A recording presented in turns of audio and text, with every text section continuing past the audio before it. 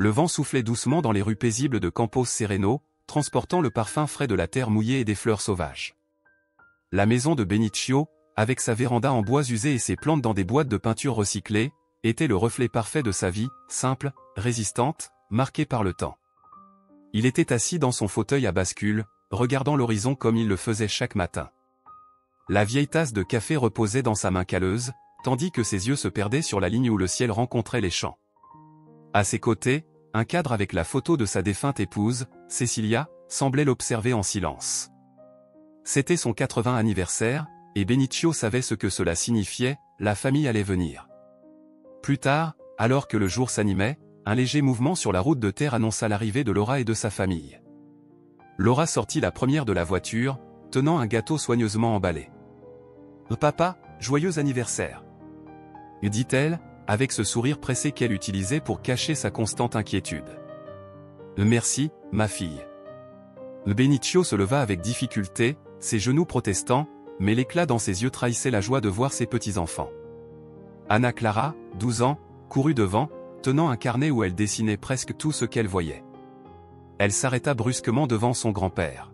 « Papy, raconte-moi encore le miracle que tu as vu. » Ana Clara, interrompit Laura, lançant un regard de reproche.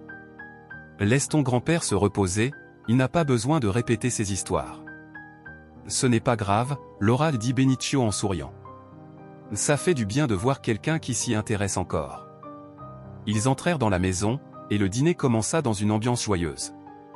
La table, simple mais généreuse, était remplie de plats préparés par Laura, qui organisait tout comme si elle voulait compenser les années de distance émotionnelle entre elle et son père.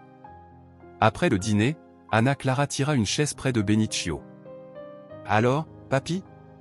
Que s'est-il passé ce jour-là » Benicio s'ajusta dans sa chaise, s'éclaircissant la gorge comme il le faisait avant de commencer ses histoires. « C'était il y a bien longtemps, mais on dirait que c'était hier. J'étais jeune, plus jeune que ton père ne l'est aujourd'hui. Je me rendais à l'hôpital abandonné, celui près de l'ancienne gare. Quelque chose m'a dit de m'arrêter là, sans raison apparente. Quand je suis entré, j'ai vu une lumière si intense qu'elle semblait venir du ciel. J'ai su que quelque chose de grand allait se produire. C'est là que j'ai reçu une promesse. » « Une promesse ? Laquelle ? » me demanda Ana Clara, les yeux pétillants de curiosité. « Une promesse que, un jour, l'impossible deviendrait possible, dit Benicio, avec un sourire énigmatique. Je ne peux pas en dire plus, mais je sais que j'étais là pour une raison. » Laura, qui faisait la vaisselle dans la cuisine, haussa la voix.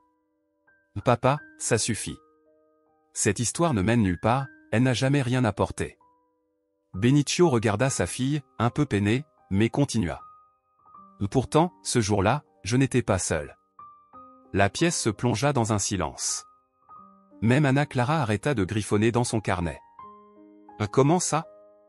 me demanda Laura, se tournant pour le regarder. Benicio hésita, ses yeux perdus dans un lointain invisible. « Je crois que j'en ai assez dit pour aujourd'hui. » Il se leva lentement et se retira dans sa chambre, laissant les autres avec des questions que personne n'osa poser. Ana Clara, cependant, en était convaincue, son grand-père cachait quelque chose de bien plus grand qu'une simple histoire. Le lendemain matin arriva paisiblement, avec le soleil répandant sa lumière dorée sur les champs. Benicio était de retour dans son fauteuil à bascule, absorbé par ses pensées. La conversation de la veille avait laissé des traces, et il savait que Laura serait agacée, mais il ne pouvait s'en empêcher. La promesse qu'il avait vue ce jour-là n'était pas une invention, et le secret qu'il gardait pesait plus lourd que jamais. À l'intérieur de la maison, Ana Clara était assise à la table, gribouillant dans son carnet pendant que sa mère préparait le café. Mais la petite fille semblait agitée. « Maman, qu'est-ce que papy voulait dire par « je n'étais pas seule » ? Qui était avec lui ?» Laura soupira, mélangeant le sucre dans son café d'un geste mécanique. « Ana, ton grand-père aime raconter des histoires. Il a dit beaucoup de choses au fil des années, et elles n'ont pas toujours de sens. » Mais il n'avait jamais dit ça avant, insista Ana. Et il avait l'air sérieux. Laura posa la cuillère dans l'évier avec un bruit sec. « C'est précisément pour ça que je préfère ne pas entretenir ces idées. Il reste bloqué sur quelque chose qui n'est jamais arrivé, Ana. Je ne veux pas que tu finisses comme lui, toujours à rêver d'une chose impossible. » Anna Clara resta silencieuse un moment, mais une partie d'elle refusait d'accepter que ce ne soit qu'une simple histoire. Plus tard, alors que Laura partait pour régler des affaires en ville, Anna Clara profita de l'occasion pour enquêter. Elle savait que son grand-père gardait toujours ses objets les plus précieux dans le petit coffre en bois près de son lit. Le cœur battant, elle ouvrit le coffre, espérant y trouver quelque chose qui éclairerait ce mystère. À l'intérieur, il y avait une poignée d'objets ordinaires, des photos anciennes, des lettres de sa grand-mère Cecilia et une petite médaille en argent ornée du dessin d'une étoile. Au fond du coffre, cependant, elle trouva un vieux carnet à la couverture délavée et aux pages jaunies. En l'ouvrant, Anna Clara découvrit qu'il était rempli de notes écrites par Benicio. Il y avait des descriptions détaillées de l'hôpital abandonné, des dessins de symboles étranges qu'il avait trouvés là-bas, et même une carte dessinée à la main indiquant l'endroit exact où il disait avoir reçu la promesse. Mais ce qui attira le plus son attention fut une phrase écrite en grandes lettres sur la première page. Il était là aussi, mais il n'a jamais voulu parler de ce qu'il a vu. Anna Clara fronça les sourcils. Qui était-il? Était-ce l'ami de son grand-père, ce fameux Miguel dont elle avait entendu parler quelquefois? Elle savait qu'elle devait poser la question. Quand Benicio revint dans le salon, elle tenait le carnet dans ses mains, hésitant. « Papy, qu'est-ce que cela signifie? Qui est l'île » Benicio s'arrêta au milieu de la pièce, ses yeux fixés sur le carnet. Son expression se durcit, comme s'il était confronté à un fantôme du passé. « Où as-tu trouvé ça » demanda-t-il d'une voix basse. « Dans ton coffre. »« Désolé, papy, mais, tu as dit que tu n'étais pas seul. » Qui d'autre était là?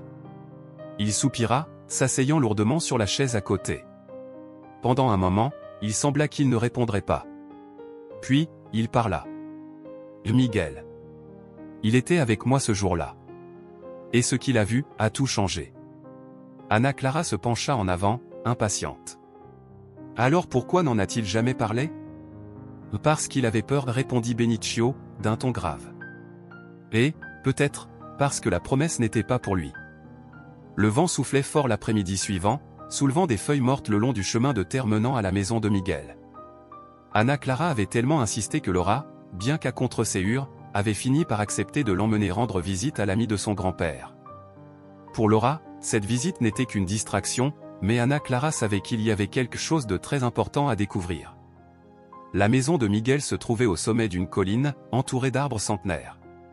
Petite mais bien entretenue, elle avait des rideaux blancs qui dansaient au gré du vent aux fenêtres. Lorsque Laura frappa à la porte, Miguel mit un moment à répondre. Il ouvrit une fente, et ses yeux fatigués se posèrent sur les visiteuses. « Laura? Anna Clara? Qu'est-ce qui vous amène ici ?»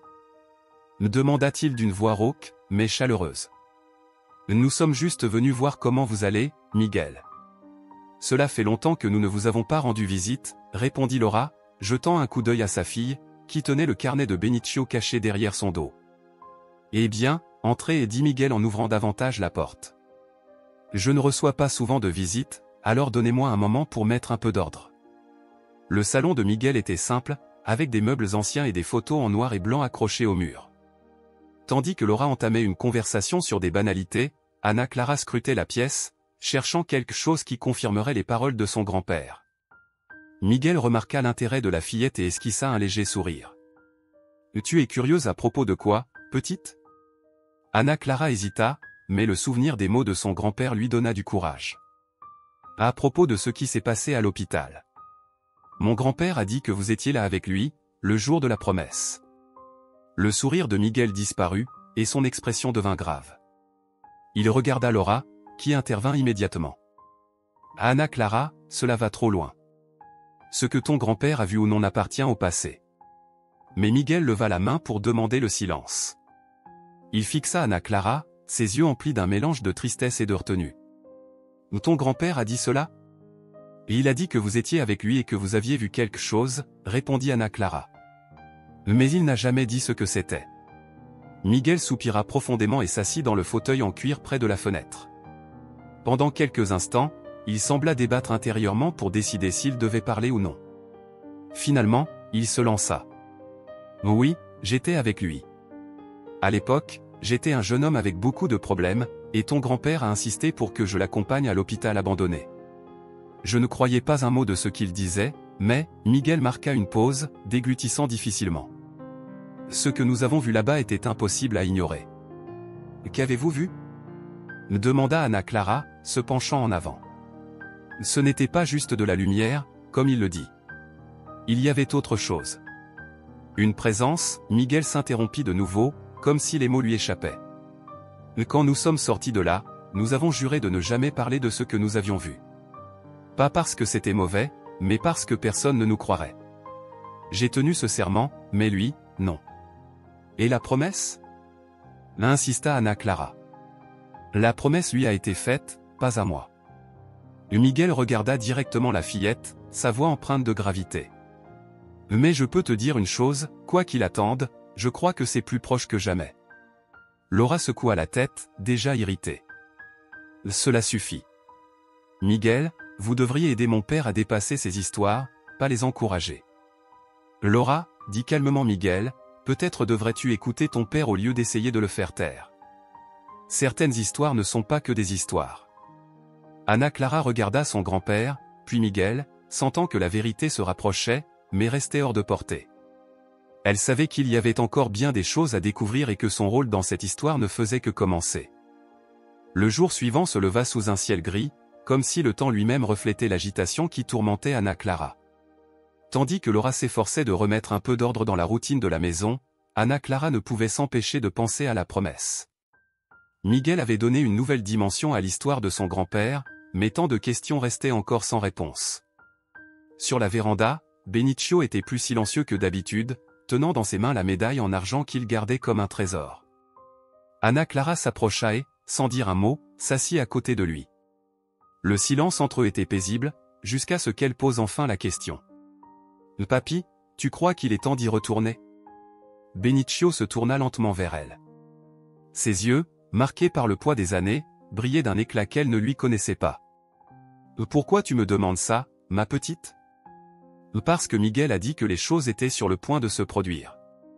Et, peut-être qu'il est temps d'essayer de comprendre tout ça. Benicio resta silencieux, regardant l'horizon.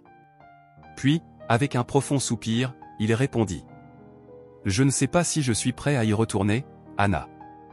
Mais peut-être que toi, tu le es. » Ana Clara savait que ce ne serait pas facile, mais elle était résolue. Cet après-midi-là, profitant de l'absence de Laura partie en ville, elle persuada Benicio de l'emmener à l'hôpital abandonné. Il résista, affirmant que l'endroit n'était pas sûr et que les souvenirs qui y étaient liés étaient trop lourds, mais la détermination dans les yeux de sa petite fille finit par l'emporter. Quelques heures plus tard, il marchait sur le chemin de terre qui menait au lieu en question. L'hôpital, désaffecté depuis des décennies, se dressait devant eux comme un monolithe oublié. Ses murs décrépits étaient envahis de lierre, et ses fenêtres brisées ressemblaient à des yeux vides. « C'est ici » il dit Benicio en s'arrêtant devant le bâtiment. Sa voix n'était qu'un murmure. « C'est ici que tout a commencé. » Ils passèrent le portail rouillé, qui grinça comme pour protester contre leur présence. L'intérieur était un labyrinthe de couloirs sombres et de salles vides, imprégnées d'une odeur de poussière et de moisissure. Ana Clara suivait les pas de son grand-père, ressentant la tension dans chacun de ses mouvements. Benicio s'arrêta devant une porte particulière. Il la fixa longuement avant de parler. « C'est dans cette pièce. » Ana Clara poussa la porte, qui s'ouvrit avec difficulté. À l'intérieur, il ne restait que des meubles anciens et un grand vitrail brisé, laissant entrer une lumière étrange qui dessinait des ombres sur le sol. « C'est ici que je l'ai ressenti » il dit Benicio en montrant le centre de la pièce. C'était comme si le temps s'était arrêté. Ana Clara s'avança jusqu'à l'endroit indiqué par son grand-père. Sur le sol, elle remarqua des marques presque effacées, des symboles gravés là depuis très longtemps. Elle s'agenouilla et passa ses doigts sur les gravures. « Papy, qu'est-ce que ces marques veulent dire ?»« Je ne l'ai jamais su » répondit-il, le regard fixé sur le sol. « Mais c'est ici que la promesse a été faite. » Soudain, un bruit résonna dans le couloir, comme des pas lourds traînant sur le sol. Ana Clara se releva d'un bond, le cœur battant à tout rompre. Benicio posa une main rassurante sur son épaule. « Ne t'inquiète pas. Cet endroit garde des secrets, mais il ne cherche pas à nous nuire. » Malgré les paroles réconfortantes de son grand-père, Ana Clara sentait qu'il y avait quelque chose ou quelqu'un dans cet hôpital qui attendait encore d'être découvert. L'écho des pas disparut aussi vite qu'il était apparu, mais le poids du silence qui suivit était presque insupportable. Anna Clara regarda Benicio, qui semblait plus serein qu'elle ne s'y attendait, comme s'il savait que cet endroit recelait plus que de simples souvenirs. « Papy, tu es sûr de ne pas savoir ce que signifient ces marques ?» insista-t-elle en désignant les symboles gravés sur le sol. Benicio hésita, prenant une profonde inspiration avant de répondre. « J'ai toujours pensé que c'était des signes, des indices, peut-être. Mais je n'ai jamais pu les déchiffrer. » Anna Clara sortit son téléphone de sa poche et prit quelques photos des marques, sans savoir pourquoi, mais sentant que c'était important. Alors qu'elle se relevait, un éclat attira son attention dans un coin sombre de la pièce. « C'est quoi, là-bas » demanda-t-elle en pointant du doigt. Benicio suivit son regard, mais semblait perplexe. « Je ne sais pas. Ça n'était pas là avant. » Anna Clara s'approcha prudemment, évitant les débris éparpillés sur le sol. Dans un coin, parmi les gravats, se trouvait un petit objet en métal, semblable à un médaillon, mais bien plus ancien et orné que la médaille que Benicio portait toujours. « Il ressemble à ta médaille, mais il est différent, plus vieux, » dit Anna Clara en le tendant à son grand-père. Benicio prit l'objet dans ses mains et un frisson parcourut son corps. « Je ne sais pas ce que cela signifie, mais, ça semble connecté. » Avant qu'ils ne puissent en dire davantage, le bruit d'un moteur attira leur attention. Par une fenêtre brisée, ils virent une camionnette se garer devant l'hôpital. Anna Clara fronça les sourcils. « Quelqu'un est ici ?» Benicio plissa les yeux, essayant de reconnaître le conducteur. Lorsque l'homme descendit du véhicule, il recula d'un pas, surpris. « C'est Miguel. » Miguel entra dans l'hôpital, une expression prudente sur le visage, tenant une lampe torche malgré la lumière qui filtrait encore à travers les fissures du bâtiment. Lorsqu'il trouva Benicio et Anna Clara dans la pièce, il s'arrêta net, comme s'il ne s'attendait pas à les voir là. « Vous êtes venu aussi ?» demanda-t-il, visiblement étonné. « Que fais-tu ici, Miguel ?» l'interrogea Benicio, mêlant curiosité et méfiance. Miguel soupira, baissant les yeux comme s'il cherchait le courage de répondre. « Après notre discussion, je n'ai pas pu arrêter d'y penser. C'est comme si quelque chose m'appelait à revenir ici. » « Quelque chose, ou quelqu'un ?» me demanda Anna Clara, tenant le médaillon qu'il venait de trouver. Les yeux de Miguel se fixèrent sur l'objet, et son expression changea du tout au tout. Il s'approcha, presque hésitant, comme s'il n'en croyait pas ses yeux. « Ça, commença-t-il, sa voix tremblant. « Ça a toujours été là. »« On vient de le trouver, » répondit Anna Clara. « Tu sais ce que c'est ?» Miguel prit une profonde inspiration, et son ton devint plus grave. « C'est un symbole. Quand nous sommes venus ici, je l'ai vu sur le sol, mais il a disparu après ce jour. Je pensais l'avoir imaginé, mais maintenant... » Il s'interrompit, regardant Benicio. « Peut-être que ce qui s'est passé ici n'était pas terminé. » Benicio fit un pas en avant, fixant Miguel avec intensité. « Tu as toujours su que ce n'était pas qu'une histoire, n'est-ce pas ?» Miguel détourna le regard, mais répondit avec honnêteté. « J'ai toujours su, Benicio. Mais j'avais peur. Peur de ce que cela signifiait. » Le silence entre eux fut brisé par Anna Clara, qui montra une inscription presque effacée sur le bord du médaillon. « Il y a quelque chose d'écrit ici. Ça ressemble à du latin. » Elle lut à haute voix, avec difficulté. « Revelar post-tempus. » Benicio et Miguel échangèrent un regard. « Révélé après le temps » traduisit Miguel, frissonnant. À cet instant, une rafale de vent traversa le bâtiment, renversant quelque chose de lourd dans un des couloirs. Anna Clara saisit le bras de son grand-père, le cœur battant la chamade. « Je crois qu'on devrait partir d'ici, » dit Miguel, l'urgence dans sa voix étant impossible à ignorer. Mais Benicio ne bougea pas. « Non. C'est clair maintenant. Quelque chose nous a réunis ici aujourd'hui, ensemble. Nous ne pouvons pas l'ignorer. » Le bruit de l'objet tombé résonnait dans les couloirs de l'hôpital, comme si le lieu voulait rappeler sa présence. Anna Clara serrait fermement le médaillon dans sa main, tandis que Benicio et Miguel échangeaient des regards qui en disaient plus que des mots. Quelque chose de plus grand semblait à l'œuvre, quelque chose qui dépassait leur compréhension. « Papy, que disait exactement la promesse ?» demanda Anna Clara, la voix légèrement tremblante. Benicio fixa sa petite fille pendant quelques instants avant de répondre, d'un ton chargé d'émotion. « Qu'un jour, ce qui était perdu serait retrouvé. Et que je saurais quoi faire quand le moment serait venu. Miguel poussa un long soupir. Et si ce moment était maintenant, Benicio? Benicio secoua lentement la tête. Je ne sais pas, Miguel. Mais si c'est le cas, nous ne pouvons pas fuir. Portés par leur curiosité et la sensation qu'il restait encore beaucoup à découvrir, les trois décidèrent d'explorer les couloirs. Miguel tenait la lampe torche, projetant des faisceaux lumineux dans toutes les directions alors qu'ils avançaient. L'hôpital semblait encore plus oppressant maintenant, avec des ombres dansant sur les murs écaillés et le bruit occasionnel des gouttes d'eau résonnant tout autour. Arrivée devant une salle aux doubles portes entr'ouvertes, Ana Clara s'arrêta brusquement. « Attendez !» dit-elle en pointant du doigt. Au centre de la pièce, recouverte d'une fine couche de poussière, se trouvait une boîte en bois sculptée. Elle semblait ancienne, mais étonnamment bien préservée, comme si elle avait été placée là récemment, sans les traces de dégradation qui marquaient le reste du lieu. « Ça n'était pas là avant, si ?» demanda Ana Clara en regardant les deux hommes.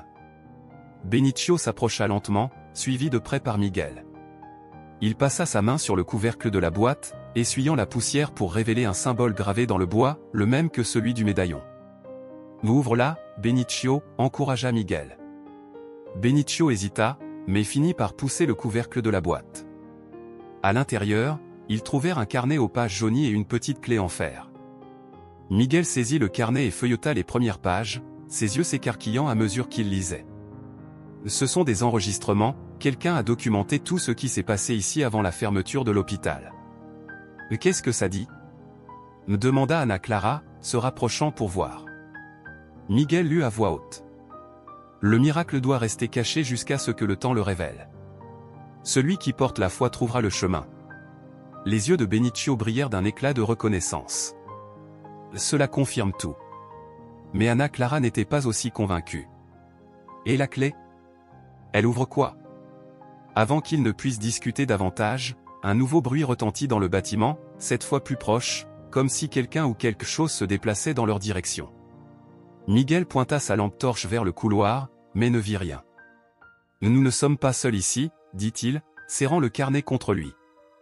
Benicio pressa le médaillon qu'Ana Clara lui avait donné, comme s'il cherchait à y puiser de la force. Quoi que ce soit, cela fait partie de tout ça. Nous ne sommes pas venus ici pour abandonner maintenant. Et si nous étions en train de déranger quelque chose qu'il ne fallait pas? Demanda Miguel, hésitant. Si cela devait rester dans le passé, Miguel, tu n'aurais pas ressenti l'appel pour venir ici, répondit Benicio. Ana Clara regarda les deux hommes, sentant le poids de la décision qu'ils devaient prendre. Avec la clé en main et le carnet rempli d'énigmes, ils savaient qu'ils ne faisaient que commencer à lever le voile sur le mystère. Mais ce qui les attendait dans la prochaine étape restait incertain. « Partons pour l'instant », suggéra finalement Miguel, brisant le silence. « Nous devons mieux comprendre tout cela avant d'aller plus loin. » Benicio acquiesça, bien qu'à contre-séhur. « Oui, mais je sens que nous sommes proches. Nous ne pouvons pas abandonner maintenant. » Avec la clé, le médaillon et le carnet en leur possession, les trois quittèrent l'hôpital, laissant derrière eux cette étrange impression d'être observés. Sur le chemin du retour, aucun d'eux ne parla, mais tous ressentaient la même chose, le destin se déroulait devant eux, et la véritable promesse n'avait pas encore révélé tous ses secrets. La maison de Benicio était silencieuse lorsqu'ils revinrent, chacun portant les marques de leur visite à l'hôpital. Ana Clara regardait la clé qu'elle tenait dans sa main, petite et rouillée, mais pleine de mystère. Benicio posa le médaillon sur la table de la cuisine, comme s'il s'agissait d'un artefact sacré, tandis que Miguel ouvrait le carnet, l'étalant à côté. « Que avons-nous trouvé, au final ?» demanda Ana Clara, brisant le silence. « Un tas de questions, et aucune réponse claire, » répondit Miguel en feuilletant les pages avec précaution. Benicio leva la main, demandant de la patience. « Attends. Si tout cela est vraiment lié, les réponses viendront. » Tandis que Miguel lisait le carnet à voix haute, Ana Clara remarqua quelque chose d'étrange. Plusieurs pages contenaient des dessins qui semblaient correspondre aux médaillons et aux symboles qu'ils avaient vus à l'hôpital. Mais une page attira particulièrement son attention, un croquis qui ressemblait à une carte rudimentaire. « Ça, » dit Ana Clara en montrant le dessin. « C'est une carte ?» Miguel se pencha sur la page. « On dirait bien. Mais il est difficile de savoir où elle mène. » Benicio plissa les yeux, essayant de décrypter les lignes du croquis. Ça ressemble à quelque chose près de l'hôpital. Ces lignes ici, il montra le dessin, pourrait être la rivière et le champ au nord. Et ce symbole? Demanda Anna Clara, en désignant un point marqué sur la carte avec le même dessin que celui gravé sur le médaillon et la boîte. Miguel se grattait la tête, pensif. Peut-être que c'est là que cette clé s'insère. Alors allons-y, dit Anna Clara en se levant déjà. Maintenant? Protesta Miguel. On vient à peine de sortir de cet endroit. Tu ne penses pas qu'on devrait attendre demain? Et si demain, c'était trop tard? Rétorqua Anna Clara, résolue. Benicio esquissa un léger sourire, admirant le courage de sa petite fille. Mais elle a raison. Nous sommes ici maintenant, avec tout ce qu'il faut. Ne perdons pas cette chance. L'après-midi était sombre, comme si la tempête qui s'annonçait à l'horizon présageait quelque chose de grandiose. Guidés par les indications approximatives de la carte et l'intuition de Benicio, ils avancèrent. La marche fut longue et silencieuse, chacun plongé dans ses pensées. En arrivant à l'endroit marqué sur la carte, ils découvrirent un petit mur de pierre couvert de végétation. Au centre, une plaque de métal presque illisible était fixée par un cadenas ancien. On dirait qu'on a trouvé l'endroit, dit Miguel en observant le cadenas. Anna Clara sortit la clé de sa poche et la tint fermement. Voyons si ça fonctionne. Avec précaution, elle inséra la clé dans le cadenas. Le bruit du mécanisme qui se déverrouillait résonna dans le calme environnant, et le cadenas tomba au sol avec un léger bruit sourd.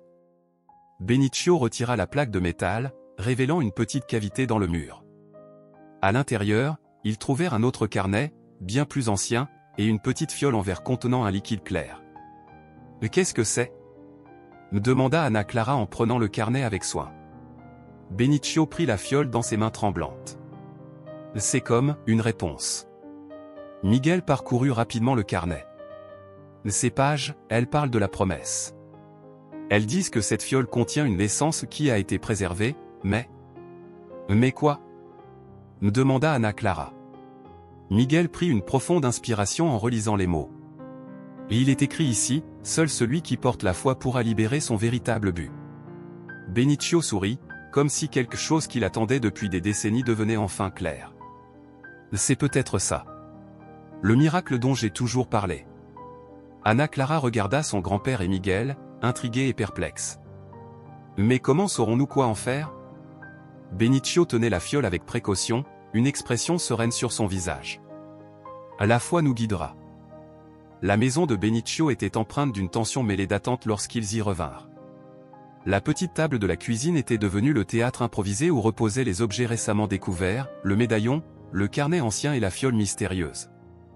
Dehors, la tempête commençait à gronder, mais à l'intérieur, le véritable tumulte se déroulait dans le cœur et l'esprit de chacun. Alors, que fait-on maintenant? Demanda Anna Clara en regardant tour à tour Miguel et son grand-père. Miguel, encore absorbé par le carnet ancien, feuilletait quelques pages de plus, cherchant des indices sur la façon dont le miracle pourrait être révélé. Il est écrit ici que l'essence a été préservée pour un but précis. Mais, il hésita, scrutant les mots avec attention.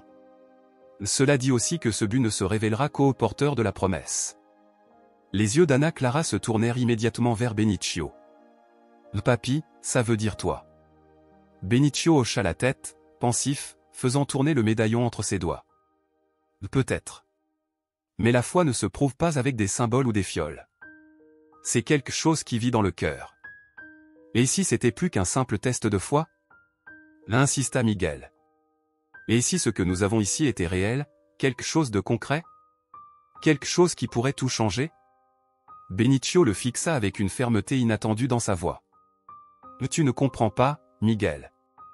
La promesse n'a jamais été de tout changer. Elle parlait de restaurer ce qui avait été perdu. Anna Clara interrompit leur échange en pointant du doigt le carnet. Et si la fiole était le point de départ? Si elle était la clé pour révéler ce qui est réellement perdu? Avec précaution, Benicio prit la fiole et examina le liquide clair qui semblait luire légèrement sous la lumière tamisée de la cuisine. Quoi que ce soit, nous ne pouvons pas l'utiliser sans savoir ce que cela signifie. Et si c'était ça, le test? Proposa Anna Clara, la voix pleine de détermination. Le carnet dit que seule une personne ayant la foi peut révéler le but. Si la promesse t'a été faite, papy, peut-être que c'est ça, faire confiance. Miguel acquiesça lentement. Anna a raison. Peut-être qu'il manque ici un acte de confiance. Benicio prit une profonde inspiration. Le doute pesait sur lui depuis longtemps, mais ce soir-là, entouré de sa petite fille et de Miguel, il se sentait étrangement renforcé. Très bien. Si cela doit se faire, c'est maintenant. Avec des mains décidées, il ouvrit la fiole. Une légère odeur d'herbe emplit l'air, et pendant un instant, il ne se passa rien. Puis, Benicio ressentit quelque chose de différent, une chaleur douce émanant du médaillon posé sur la table. « Et il brille !» s'exclama Anna Clara. Le médaillon émettait une lumière subtile mais constante. Instinctivement, Benicio le prit dans ses mains. « C'est comme s'il réagissait », murmura-t-il. Miguel reprit le carnet et lut à voix haute. « Lorsque la promesse et la foi se rencontreront, le chemin sera éclairé. » Soudain, le médaillon projeta une lumière dorée, formant un faisceau qui pointait vers l'autre côté de la cuisine, là où se trouvait l'étagère remplie d'objets anciens appartenant à Benicio. « Et il montre quelque chose là-bas. » dit Anna Clara en courant vers l'étagère. Benicio se leva lentement pour suivre sa petite fille. Entre des livres poussiéreux et des photos jaunies par le temps, Anna Clara trouva une petite boîte en bois qu'elle n'avait jamais remarquée auparavant. « Qu'est-ce que c'est, papy ?» demanda-t-elle en tendant la boîte à Benicio. Il ouvrit délicatement le couvercle, révélant une vieille montre à gousset. Les yeux de Benicio s'emplirent instantanément de larmes. « Elle appartenait à mon père. Je pensais l'avoir perdue à jamais. » Miguel fronça les sourcils. « Alors, c'est ça, le miracle ?» Benicio tenait la montre avec une grande révérence. « Ce n'est pas la montre. C'est ce qu'elle représente. C'est comme si la promesse me disait que, même ce que l'on croit perdu à jamais peut être retrouvé. » Anna Clara esquissa un sourire, se sentant liée à quelque chose de plus grand qu'elle ne pouvait entièrement comprendre. « Alors, papy, cela signifie que la promesse avait raison depuis le début. » Benicio acquiesça, ému. « Oui. La foi est une chose qui nous guide, même quand nous ne voyons pas le chemin. » La maison resta silencieuse, à l'exception du bruit de la pluie contre les fenêtres. Le médaillon avait cessé de briller et la fiole était désormais vide, mais une paix profonde imprégnait l'atmosphère. « Je pense que cette histoire n'est pas encore terminée, » dit Miguel, rompant le silence. Benicio sourit doucement. « Peut-être pas. Mais pour l'instant, j'ai ce dont j'ai besoin, la certitude que la promesse était réelle. » Le lendemain matin apporta un soleil éclatant, brillant avec une intensité apaisante après la tempête de la veille. Benicio était assis sur la véranda, le vieux garde-temps reposant dans ses mains. Ses doigts caressaient doucement le métal usé alors qu'il réfléchissait à tout ce qui s'était passé. Anna Clara s'installa à ses côtés, une tasse de thé dans les mains. « Papy, que se passe-t-il maintenant ?» demanda-t-elle en regardant la montre comme si elle pouvait encore cacher un autre secret. Benicio esquissa un sourire paisible, comme si le poids qu'il avait porté pendant des décennies s'était enfin envolé. « Maintenant, nous vivons. Le miracle a eu lieu, mais la vie n'est pas faite seulement de miracles. Elle est faite de petits moments, comme celui-ci. » Anna Clara semblait pensive, mais pas complètement satisfaite. « Mais on dirait qu'il y a encore quelque chose, tu sais ? Comme si ce n'était qu'une partie d'une histoire plus grande. » Benicio haussa les épaules, avec la sagesse de quelqu'un qui a appris à attendre. « Peut-être. Peut-être que la promesse n'était pas seulement pour moi, mais pour nous tous. » Un peu après le petit déjeuner, Miguel arriva, le carnet ancien à la main et une expression de curiosité qu'il ne pouvait dissimuler. Il semblait plus enthousiaste que d'habitude, comme si quelque chose avait aussi changé en lui. « Benicio, j'ai beaucoup réfléchi à tout ça, » commença-t-il en s'asseyant près de son ami. « Et je crois qu'on doit comprendre ce que ce carnet a encore à nous révéler. » Benicio regarda Miguel, puis Anna Clara, qui écoutait avec attention. « Miguel, tu ne crois pas qu'on a déjà assez trouvé ? » « Peut-être pour toi, oui, répondit Miguel. « Mais il reste tant de questions sans réponse. Qui a fabriqué le médaillon ? Qui a préservé cette essence ? Pourquoi tout cela t'a-t-il été laissé ?» Benicio soupira, mais sans montrer de frustration. « Peut-être que certaines questions n'ont pas de réponse, Miguel. Ou peut-être qu'elles en ont, et qu'on n'a pas encore cherché au bon endroit, » répliqua Miguel avec un léger sourire. Pendant que les deux hommes discutaient, Ana Clara reprit le carnet et se mit à le feuilleter de nouveau. Elle était de plus en plus fascinée par les dessins et les symboles. L'un d'eux, en particulier, attira son attention. C'était un motif de cercle entrelacé, accompagné d'une phrase écrite en latin. Par la foi, l'héritage est révélé, traduisit-elle à voix haute, attirant immédiatement l'attention des deux hommes. Miguel se pencha rapidement pour regarder. L'héritage? Qu'est-ce que ça veut dire? Benicio fronça les sourcils. Peut-être que ce n'est pas à propos de moi. Peut-être que ça vous concerne. Ana Clara le regarda, perplexe. Mais quel rapport ça pourrait avoir avec moi? Benicio toucha le médaillon avec précaution, comme s'il lui disait adieu. La promesse m'a été faite, mais la foi, elle se transmet. Vous avez autant de droit que moi de chercher les réponses que j'ai poursuivies si longtemps. Miguel sembla pensif, mais il n'hésita pas à approuver. Alors nous continuerons, Benicio. Pour nous, pour toi, et pour tout ce que cela représente. Miguel proposa de commencer à explorer les archives historiques de Campos Sereno. L'hôpital, le médaillon, et même la montre à gousset pourraient être liés à quelque chose de plus grand, peut-être même à l'histoire de la ville elle-même. Ana Clara, enthousiasmée par l'idée, persuada Benicio de lui prêter le médaillon pour l'étudier plus en profondeur. Alors que le soleil commençait à descendre à l'horizon, Benicio les observa partir avec le carnet et le médaillon. Il ressentait un mélange de fierté et de nostalgie, conscient que son rôle dans cette histoire touchait à sa fin, mais que de nouvelles pages allaient être écrites par ceux qu'il aimait le plus. Il toucha une dernière fois la montre à gousset, empli de gratitude. La promesse avait été tenue, mais l'héritage de la foi, lui, continuerait. Ana Clara et Miguel se rendirent directement à la petite bibliothèque municipale de Campos Sereno, un bâtiment ancien qui recevait rarement des visiteurs mais abritait encore une riche collection d'informations sur le passé de la ville. La bibliothécaire, Donna Lourdes, une femme âgée aux cheveux gris et aux lunettes rondes, fut surprise de les voir arriver. « Miguel? Ana Clara? Quel honneur de vous voir ici !» dit-elle en ajustant ses lunettes. « Que cherchez-vous » Miguel expliqua qu'ils enquêtaient sur l'ancien hôpital et sur tout ce qui pouvait être lié au symbole du carnet et du médaillon. Donna Lourdes plissa les yeux, manifestement intriguée. « Ah, l'hôpital !» Bien avant sa fermeture, il était déjà connu pour ses histoires mystérieuses. Je me souviens avoir entendu parler de patients qui prétendaient avoir vécu des expériences miraculeuses là-bas. Venez, allons chercher dans les archives historiques. Donna Lourdes les conduisit dans une salle d'archives poussiéreuse, où des boîtes et des livres anciens étaient empilés sur des étagères étroites. Après des heures de recherche, Ana Clara trouva un livre intitulé Astérisque Astérisque l'histoire cachée de Campos Sereno Astérisque Astérisque. En le feuilletant, elle s'arrêta sur une page qui parlait d'un groupe de médecins et de religieux ayant fondé l'hôpital. « Regarde ça, Miguel !» s'exclama-t-elle, enthousiaste. Miguel lut à haute voix. L'hôpital n'a pas été construit uniquement comme un centre de soins, mais comme un lieu destiné à préserver quelque chose de considéré comme sacré, l'essence de la foi, transmise à travers les générations de porteurs choisis. Ana Clara montra un symbole dans le livre. C'est le même que celui du médaillon. Donna Lourdes regarda par-dessus leurs épaules, impressionnée. C'est fascinant. Mais si c'était si important, pourquoi l'hôpital a-t-il été abandonné? Miguel continua à lire. Après des décennies de fonctionnement, un incident mystérieux a conduit à la fermeture de l'hôpital. Les archives de ce qui s'est passé ont été détruites, et seuls les porteurs connaissaient le secret qui y était caché. Ana Clara ouvrit grand les yeux. Cela explique pourquoi mon grand-père a toujours parlé de la promesse. Il était l'un des porteurs. Donna Lourdes fronça les sourcils, pensive. Peut-être que Benicio n'était pas seulement un porteur. Peut-être qu'il a été le dernier à connaître le secret.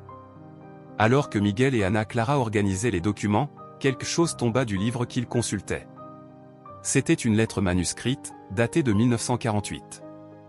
L'écriture était ancienne mais encore lisible. Miguel ramassa la lettre et commença à lire.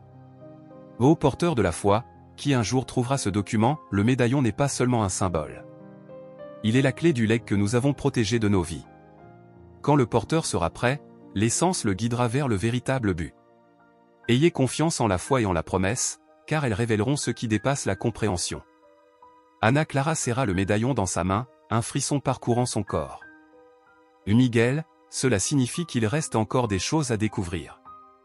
Et que peut-être, le voyage de Benicio n'est pas terminé, ajouta Miguel, regardant le médaillon avec un nouveau regard, comme s'il venait de révéler un sens qu'il n'avait pas encore perçu.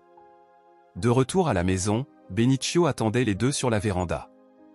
Il semblait calme, mais ses yeux brillaient d'une curiosité vive en les voyant arriver avec les documents. « Vous avez trouvé quelque chose ?» demanda-t-il avec un léger sourire. Ana Clara lui tendit la lettre et commença à expliquer tout ce qu'ils avaient découvert. Benicio lut la lettre en silence, sous le regard attentif de Miguel et Ana Clara. Lorsqu'il termina, il posa la lettre sur ses genoux et regarda le médaillon. « Alors, qu'est-ce que vous pensez que cela signifie ?» demanda Benicio. « Cela signifie que l'essence a encore un rôle à jouer, dit Miguel. Et que vous en faites toujours partie. » Benicio hocha lentement la tête, comme s'il acceptait enfin le poids de la promesse. « Alors, je suppose que nous devons nous préparer à découvrir ce qui se cache au-delà. » Le lendemain matin, Benicio, Ana Clara et Miguel retournèrent à l'hôpital abandonné. Cette fois, il n'y avait ni hésitation ni crainte, ils savaient que c'était là qu'il devait être. Le médaillon, maintenant éclairé par la lumière du soleil filtrant à travers les fenêtres brisées, semblait presque vibrer dans les mains de Benicio, comme s'il les guidait. « Qu'est-ce qu'on cherche exactement ?» demanda Ana Clara, tentant de garder son calme tout en tenant le carnet rempli de notes. « Je ne sais pas exactement, mais faisons confiance au médaillon, répondit Benicio. Et il nous montrera le chemin. » Le médaillon commença à briller plus intensément à mesure qu'ils avançaient dans les couloirs poussiéreux. Arrivé au bout d'un corridor, Benicio s'arrêta devant un mur apparemment solide. Le médaillon dirigeait sa lumière directement vers lui. « C'est ici, dit-il en touchant la surface froide du mur. » Miguel fronça les sourcils en examinant l'endroit. « Il n'y a ni porte ni passage. »« Comment ?» Ana Clara se souvint des inscriptions dans le carnet, ***, seule la foi peut ouvrir le chemin. ***. Papy, peut-être que cela nécessite autre chose, comme l'essence, suggéra Ana Clara en regardant le flacon vide que Benicio tenait toujours. Avec précaution, Benicio plaça le médaillon contre le mur et approcha le flacon. Pendant un moment, rien ne se produisit. Puis, la lumière du médaillon s'intensifia, et le mur émit un léger bourdonnement avant de s'ouvrir lentement, révélant un passage caché. « L'incroyable » murmura Miguel, émerveillé. Le passage les conduisit à une salle circulaire, différente de tout ce qu'ils avaient vu dans l'hôpital. Les murs étaient lisses, recouverts d'inscriptions anciennes ornées de symboles rappelant le médaillon. Au centre de la pièce, un piédestal de pierre supportait un autre flacon, plus grand, rempli d'un liquide brillant qui semblait pulser comme s'il était vivant. Benicio s'approcha, les yeux rivés sur le flacon. Voilà le cœur de la promesse. Miguel, tenant toujours le carnet, commença à lire rapidement les inscriptions sur les murs. Le porteur de la foi doit décider du destin de l'essence. L'héritage peut être restauré ou transmis, mais jamais détruit. Restauré ou transmis ? demanda Ana Clara. Qu'est-ce que ça veut dire ? Benicio toucha le piédestal, ressentant la chaleur qui en émanait. Je pense que cela signifie que le choix m'appartient. Il regarda Ana Clara et Miguel avec un mélange de sérénité et d'incertitude. Si je restaure la promesse, elle pourrait accomplir son objectif original, mais si je la transmets, je vous confie ce que j'ai porté jusqu'ici. Miguel semblait inquiet. Es-tu sûr de pouvoir le faire, Benicio ? Ana Clara prit la main de son grand-père. Papy, peu importe ton choix. Tu as déjà accompli ta part en croyant en cette promesse pendant si longtemps. Benicio leur sourit, sentant à la fois le poids de la décision et la légèreté de ne pas être seul pour l'affronter. Il saisit le grand flacon avec ses deux mains et ferma les yeux. La promesse m'a été faite, mais l'héritage appartient à l'avenir. Il reposa alors le flacon sur le piédestal, mais avant de le lâcher, il pressa le médaillon contre lui. La lumière dans la pièce devint éblouissante, et une douce chaleur les enveloppa tous. Quand la lumière s'atténua, le médaillon était éteint, et le grand flacon avait disparu. Dans les mains de Benicio se trouvaient maintenant deux médaillons plus petits, semblables mais différents de l'original. Il les tendit à Miguel et Ana Clara avec un sourire paisible. « Vous êtes les nouveaux porteurs. »« Mais qu'est-ce que cela signifie ?» demanda Ana Clara en regardant le médaillon. « Cela signifie que la foi ne s'arrête pas avec moi, » répondit Benicio. « Elle continue avec vous. » Le retour à la maison se fit en silence, mais chargé de sens. Ana Clara et Miguel tenaient leurs médaillons avec précaution, comme s'ils étaient les fragments d'un tout bien plus grand qu'ils ne pouvaient comprendre. Benicio, bien que visiblement fatigué, affichait une expression de sérénité. À leur arrivée, la lumière douce du crépuscule illuminait la véranda, et ils s'assirent ensemble, contemplant l'horizon alors que le jour s'effaçait lentement. « Papy, tu crois que la promesse a été accomplie ?» demanda Ana Clara, faisant tourner son médaillon entre ses doigts. Benicio sourit en regardant le ciel. La promesse a toujours été plus une question de ce que nous portons dans nos cœurs que de ce que nous pouvons tenir dans nos mains. Maintenant, c'est à vous de découvrir ce que cela signifie pour vous. Miguel, tenant son propre médaillon, semblait plus pensif. Peut-être que le miracle n'est pas tant quelque chose d'extraordinaire, mais ce que nous choisissons de faire avec ce qui nous a été confié. Benicio hocha lentement la tête. J'ai toujours su que la promesse dépassait ma propre personne. J'étais simplement le gardien, en attente du bon moment. Ana Clara regarda son grand-père, ému. Tu n'as jamais abandonné, même quand personne n'y croyait. La foi est ainsi, ma chère, répondit Benicio. Elle ne dépend pas de ceux qui y croient ou de ceux qui doutent. Elle est la force qui nous maintient debout, même dans les jours les plus sombres.